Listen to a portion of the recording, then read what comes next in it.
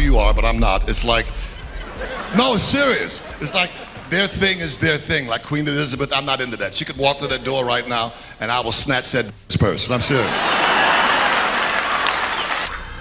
No, she's huge. Aretha's on some eating binge. And I'm talking about big old yes for everybody. I mean, I've played nursemaid to a lot of druggies. I mean, from Richard Pryor, which is most of my best friend, and who I love very dearly, and Flip Wilson, Red Foxx. I mean, there's a list of them. Why did Paul Mooney have so much hate for this one person? What happened between them that made him feel this way? They loved every second of it because suddenly these people in suits, they were like vampires until Richard came along. Now they could get out of the coffin and walk around and bite people. They loved it. Paul Mooney was known for his sharp wit and strong opinions, but why did his dislike for this person stand out more than anything else? Was it something personal or professional? Let's explore the story behind this intense hatred and uncover the truth. I was born a comedian. The good ones, it's innate. The good ones are born.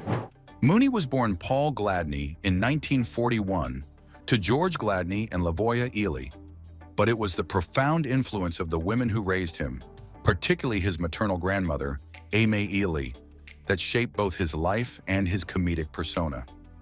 It was his beloved grandmother who bestowed upon him the memorable stage name Mooney, a moniker that would become synonymous with wit and humor. Despite relocating to Oakland at the tender age of 7, the deep-seated roots of his Southern upbringing left mark on him. Mooney's childhood was steeped in the wisdom and values instilled in him by his grandmother, which he held dear throughout his life. Reflecting on his upbringing, he once remarked, "I don't do drugs because my grandmother raised me. I think like an old, black Southern woman. If I'd have done coke, I'd probably be cooking pancakes." This profound connection to his heritage and the strong matriarchal influence he received became fundamental in shaping his comedic identity. My grandmother raised me, and I think like an old lady from Louisiana. No drugs, no cigarettes. During his teenage years, Mooney's talents extended beyond the realm of comedy. He showcased his agility and artistic flair as a dancer, even making appearances on the popular TV show, Dance Party. Witnessing the legendary Lenny Bruce perform on stage, Mooney was struck by an epiphany that would lead him to discover his true calling, comedy. And he found out, like there were kids that 8 and 9 years old that were sniffing airplane glue to get high on, you know, and so. During his youth, Mooney served as a ringmaster at the Gaddy Charles Circus, where he told rib-cracking jokes as he introduced the acts for the evening. His mastery of the English language and storytelling flair landed him a job with Richard Pryor, who was a household name in the comedic circuit. Richard Pryor took a liking to Mooney, and the two hit up a friendship that would stand the test of time. Mooney wrote some of Pryor's comedic sets in his 1975 Saturday Night Live appearance, as well as some routines for Pryor's 1975 album, Is It Something That I Said? In 1976, Mooney once again teamed up with Pryor to pen another album before collaborating with the comedian for another album in 1982. Well, I'm lucky because I get to wear different hats, you know. I get to act and be in the background and write. Mooney soon became the head writer for the Richard Pryor Show, where he used his power and influence to help kickstart the careers of comedians like Robin Williams, John Witherspoon, and Marsha Warfield. However, Mooney's work wasn't only limited to Richard Pryor. He had stints with celebrated comedian Red Foxx, writing for his television sitcoms Sanford and Son and Good Times. He also wrote the cult classics Hollywood Shuffle and Bustin' Loose. The veteran comedian wasn't limited to only writing and stand-up comedy, as he flexed his acting muscles when he appeared in the Buddy Holly story as legendary singer Sam Cooke. Mooney became head writer for In Living Color, inspiring the famous character Homie D. Clown. He later played a hilarious role as Junebug in Spike Lee's Bamboozled. On Chappelle's Show, Mooney appeared in sketches like Ask a Black Dude and as Negrodamus, a wise and funny fortune teller. In 2007, Mooney shared his life story in his book, Black is the New White. Even after being diagnosed with prostate cancer in 2014, Mooney continued touring and making people laugh. From the first day that America recognized him as a stand-up comic, the critics knew he had something unique. Who else would have the nerve to do Bill Cosby's entire routine? A serious controversy shook the world of comedy when Richard Pryor's former bodyguard, Rashaan Khan, made shocking claims about Mooney. According to Rashaan Khan, the trouble began when Paul Mooney allegedly took advantage of Richard Pryor's son, Richard Jr., in an inappropriate way. This wasn't just a betrayal of trust. It was deeply personal and painful for Richard Pryor as a father. Richard was heartbroken and angry. Khan shared that Pryor couldn't forgive Mooney for what he had done. He said Paul Mooney violated Richard's son. That's any man's breaking point when someone harms your child. For Richard, this wasn't just a violation of friendship. It was an attack on his family. The relationship became fragile. Okay. Because Paul Mooney had Richard's son by that time. The betrayal hurt Richard so deeply that he even thought about revenge. Rashaan Khan recalled a conversation where Richard said he wanted Paul Mooney dead. He even offered $1 million to make it happen. At first, Rashaan didn't take him seriously. He thought Richard was high at the time, as he sometimes used drugs. But days later, Richard was still serious. He looked me straight in the eye and said, "I want him gone." $1 million, Khan said. This shocked Rashaan because Richard wasn't the type of person to talk about killing someone. Rashaan explained that Richard's pain came from how close Paul Mooney had been to him. Paul was not just a friend, he was family. For him to betray Richard like that, it broke him. The situation took a dramatic turn. Before anything could be done to Paul Mooney, Richard Pryor suffered a near-fatal accident. He caught on fire while freebasing cocaine, which led to severe burns. This tragic event became the focus of Richard's life and possibly saved Paul Mooney's. And there was a time that Paul Mooney was Richard's friend. You know, I acknowledge that. Rashaan Khan said, if Richard hadn't caught on fire, Paul Mooney wouldn't be here today. Richard was serious about what he wanted. The accident shifted Richard's priorities. Instead of focusing on revenge, he had to deal with his recovery. This unexpected turn of events changed everything. Years later, Richard Jr. learned about how his father felt about what happened. Rashaan Khan told him the whole story, including the plan for revenge. Richard Jr. was emotional when he heard this.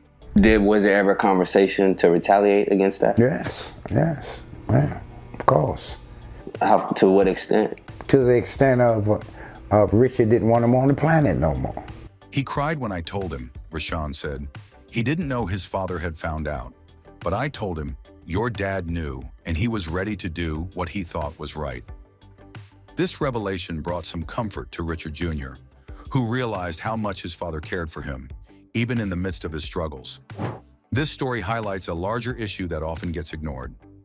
Rashaan Khan pointed out how abuse within families or close circles can sometimes be swept under the rug. He said this problem is widespread, but rarely discussed openly. It's something we don't talk about, Rashaan said. It's painful, and people like to pretend it doesn't happen. But Richard wasn't going to let this go unnoticed. He wanted justice for his son. The bond between Richard Pryor and Paul Mooney was once strong. They were more than friends. They were like brothers. But betrayal, especially one involving family, is something many people cannot forgive. When this story came out, Mooney and his team were saying it's all lies. They told TMZ that these claims are not true. Mooney even said he was still good friends with Richard Pryor Sr. in the 1990s, so this couldn't have happened. But here's where it gets complicated. Jennifer Lee Pryor, Richard Pryor's widow, says Pryor Jr. talked about this at a lunch after Richard's funeral. She says he announced it in front of everyone at the restaurant, and she even says she has it recorded. When asked, Pryor Jr. didn't mention Mooney's name directly, but he did admit something happened to him when he was young. He told TMZ, it happened a long time ago, way before the 80s. He also said, how can it be consensual if I was just a teenager? This story has left people divided. Some believe Mooney, while others think there's more to what Pryor Jr. said. It's a tough situation, and many are still looking for the truth. Because everybody that went crazy, these females, these divas that went real crazy. We'll start with Diana Ross. Comedian Paul crossed the line with his controversial jokes. One of the most talked about moments happened at the 2005 BET Comedy Awards. Mooney made a joke about Diana Ross, poking fun at her publicized DUI. He even mentioned Ross's ex-husband, who had recently passed away in a mountain climbing accident. Diana Ross wasn't at the event, but her daughter, Tracee Ellis Ross, was in the audience. Tracee had to sit through the entire joke, which was not only about her mom, but also about her late stepfather. It was a tough moment for Tracee, and it got so bad that the evening's host, Steve Harvey, had to step in. He told Tracee to hold her head high and even encouraged the audience to give her a round of applause for being strong. Paul Mooney's jokes were meant to be funny, but they hurt people. For fans of Mooney, this kind of humor is part of his style. He's known for making bold, often shocking statements. But what made this situation so troubling was how he reacted when asked about it later. Backstage, Mooney was asked if he knew Tracee Ellis Ross was in the audience when he made those jokes. He responded by saying, "I didn't know. Her mama could have been in there. That's not the point." He went on to explain that celebrities are fair game for his jokes because they live public lives. He said, "I didn't drive drunk. No, comedy is not over the top. When you are a celebrity and you do crazy stuff, that's the game." But even though Mooney might have thought his jokes were okay, many felt they crossed the line. It was one thing to joke about a public figure, but it was another to joke about someone's personal pain, especially when it involved their family. According to backstage reports, Tracee's publicist tore into the BET producers for allowing Mooney to do that, set on Diana Ross and Arne Nace.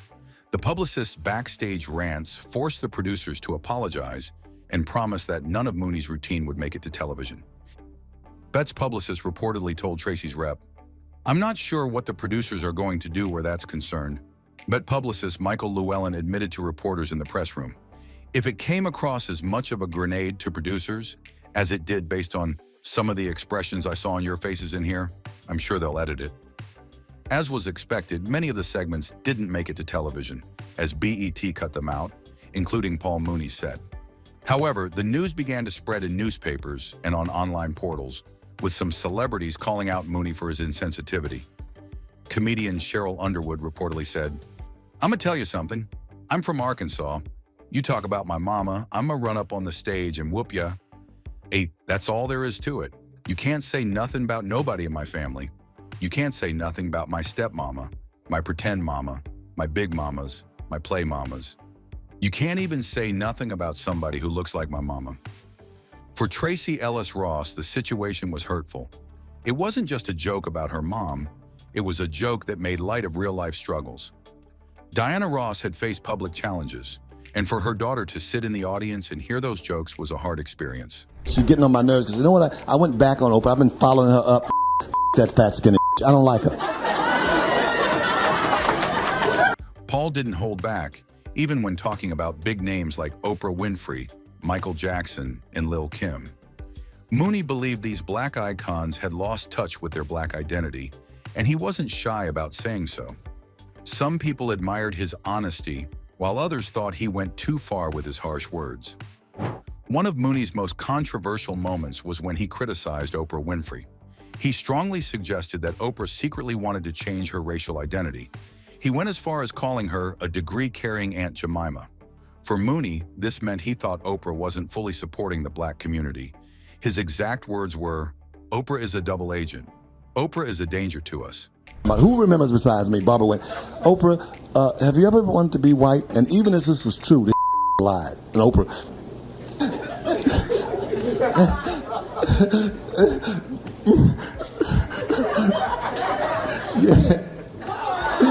yeah, she said everything, but y'all Miss Barbara. This criticism came back into focus when fans recently reminded Oprah of Mooney's remarks. One fan said, "Paul Mooney called Oprah Aunt Jemima with a degree. I will never forget." Another fan added, "Uncle Paul always kept it 1000%. Mooney also brought up a time when Oprah admitted during an interview with Barbara Walters that she had once wondered what it would be like to be white. This moment added fuel to his claim that Oprah was out of touch with her black roots. Mooney didn't stop at Oprah. He criticized other famous black figures, like Michael Jackson and Lil' Kim, for their choices. He believed they changed their appearances to fit into a society that often values lighter skin in European features. Mooney felt this was a betrayal of their identity and a sign of how black culture was being pushed aside. He even pointed out how the entertainment industry often takes from black culture, but doesn't give credit where it's due. Paul Mooney tried to beat you up outside of the Comedy Store. Nah, not tried to beat me up. First of all, Paul Mooney could never beat me, not even when he was young. When it comes to other comedians, Mooney and Eddie Murphy had a rocky start. Their relationship wasn't always smooth, and it had its share of tension. Let's break it down in simple terms. Mooney met Murphy in 1985 on the set of the movie Brewster's Millions, which starred Richard Pryor and John Candy. Murphy came to visit as John Candy's guest. At that time, Mooney was already a well-known comedy writer and performer, while Murphy was a rising star thanks to Saturday Night Live. Murphy idolized Richard Pryor, who was a close friend of Mooney, but Mooney wasn't so impressed with Murphy at first. In his memoir, Black is the New White, Mooney admitted he held a grudge against Murphy. He felt Murphy's comedy style was too similar to his and thought Murphy might have borrowed some of his material. This is something that happens a lot in the comedy world, even if it's not intentional. Comedians are protective of their ideas, and Mooney was no exception. Mooney also had some issues with Murphy's comedy style. He felt Murphy's humor sometimes pandered to audiences in ways Mooney didn't agree with. Mooney's style was raw, bold, and unfiltered, and he wasn't afraid to criticize others, even if they were famous. Despite their differences, things eventually got better between the two. Over time, Mooney and Murphy became true friends. While they didn't always see eye to eye, they respected each other's talent. They may have started with tension, but they ended with respect and friendship. Stop saying I'm getting a headache. I can't think. Stop it. Stop. So, on November 26, 2006, Mooney appeared on CNN and talked about how he would stop using the word due to Michael Richards' outbursts on stage at the Laugh Factory. He referred to Richards as having become his doctor. Phil cured him of the use of the epithet. Mooney also said, "We're going to stop using the N-word. I'm going to stop using it. I'm not going to use it again, and I'm not going to use the B-word, and we're going to put an end to the N-word. Just say no to the N-word. We want all human beings throughout the world to stop using the N-word." On November 30th, Mooney elaborated upon these remarks from his appearance on CNN as a guest of Farai Chideya on the national public radio program News and Notes. He declared that he would convene a conference on this controversial subject in the near future, as well as perform his first N-free comedy in the upcoming days. That show, which he performed at the Lincoln Theater following a set by Dick Gregory, took place on December 2nd, 2006. Mooney almost made it through his entire set, about an hour of jokes, before he mistakenly used the word in a routine on O.J. Simpson. He ran off stage covering his face in his hands and walked back on a few moments later saying, "I'm really going to get it now. This is probably already on the internet." On the BET Special 25 Events That Misshaped Black America, Mooney reiterated that he was no longer using the word. He was quoted as saying, "I am no longer going to use the N-word. Instead of saying, 'What's up, my say, 'What's up, my Michael Richards?'" At a summit with Jesse Jackson, Reverend Al Sharpton, and Richards, Mooney forgave Richards. Comedian Paul Mooney has passed away, his rep confirmed to NBC News. He died at the age of 79 at his Oakland, California home. Sadly, Mooney passed away on May 19, 2021, at the age of 79. While his life was full of achievements in comedy, it was also surrounded by controversy and unanswered questions. Despite serious allegations against him, no formal charges were ever made during his lifetime. His death marked the end of a career that made people laugh, but also sparked many debates. In his later years, Paul Mooney's health started to decline. In 2019, TMZ reported that he canceled stand-up shows in Atlanta due to health reasons. A sign outside the theater announced the news to disappointed fans. Mooney's sons, Daryl and Dwayne, later confirmed that their father was struggling with both mental and physical health issues. In an interview, they explained, "He's not what he was. He's slower now." They pointed out that if their father had been well, he would have continued performing and sharing his sharp, unforgettable opinions. When Mooney passed away, his representative, Cassandra Williams, confirmed the news. She said his death came as a shock because he didn't have any major health problems before. It just happened, she shared. Mooney was at home with his family when he passed. His official Twitter account also posted a heartfelt message thanking fans for their love and support, calling him the godfather of comedy. Some of you are, but I'm not. It's like, no, it's serious. It's like their thing is their thing. Like Queen Elizabeth, I'm not into that. She could walk through that door right now and I will snatch that purse. And I'm serious. Paul left an impact on other comedians. His humor was fearless, tackling topics most people were afraid to discuss. For many, including fellow comedian Pierre, Mooney was a voice for those who shared his perspective but didn't know how to express it. Pierre admired how Mooney handled serious issues with humor. Watching Mooney's performances brought Pierre a sense of relief and joy. He saw Mooney's comedy as bold and honest, something rare in the entertainment world. Over time, Pierre and Mooney became friends. Pierre would jokingly call him Paul Cooney and shared funny stories about their interactions. Behind Mooney's tough persona, Pierre recognized his genuine nature and courage. Mooney wasn't just about his own success. He believed in lifting others up. He generously shared jokes and material with comedians, including the legendary Richard Pryor. In a world where competition often rules, this made Mooney stand out. His willingness to help others showed his humility and big-hearted nature. Pierre also spoke about Mooney's struggles as a comedian. In the early days, mainstream comedy clubs weren't always welcoming. Mooney performed in smaller venues, known as Chitlin circuits, where audiences appreciated his unique style. Pierre explained that younger fans, who mostly know Mooney from his appearances on Chappelle's Show, might not fully understand how much he gave to comedy or the challenges he faced. D.L. Hewley, another famous comedian, shared his own experiences with Mooney. In 2021, Hewley talked about how Mooney taught him valuable lessons. Mooney showed him how to be fearless on stage, how to channel anger into comedy, and even what mistakes to avoid. Hewley admired Mooney's sharp humor and unique style, even though some people found him difficult. With you. Case in point, Paul Mooney, a legend. Everybody, y'all know Paul Mooney. This wrote for Richard Pryor and Eddie Murphy. You a bad when you writing for other bad. The problem with Paul is Paul will tell you he's a bad. He'll shoot himself in the foot. Hewley explained that Mooney wasn't the warmest person, but that didn't matter. His dedication to comedy and his honesty about his contributions made him special. Hewley saw Mooney's bold and sometimes harsh comedy as a strength, not a flaw. One of Mooney's most memorable moments was his appearance on Chappelle's Show. It introduced him to a new generation of fans and cemented his legacy as a comedy icon. Dave Chappelle himself admired Mooney deeply. In 2021, Chappelle shared a touching moment captured on video where he praised Mooney outside a hotel in New York. Chappelle spoke about Mooney's brilliance and how much he respected him. Even Steve Harvey, who is known for having strong opinions, couldn't deny Mooney's impact.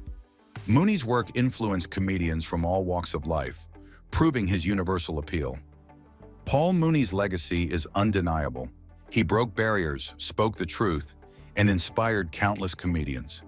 His fearless approach to comedy and his generosity with others will never be forgotten.